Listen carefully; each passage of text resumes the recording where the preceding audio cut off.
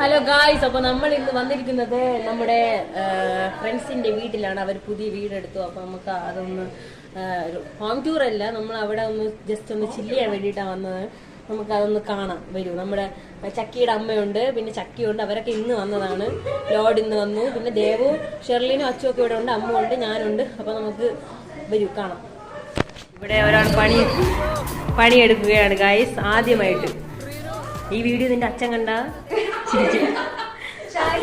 ഇതാണ് നമ്മുടെ മമ്മി.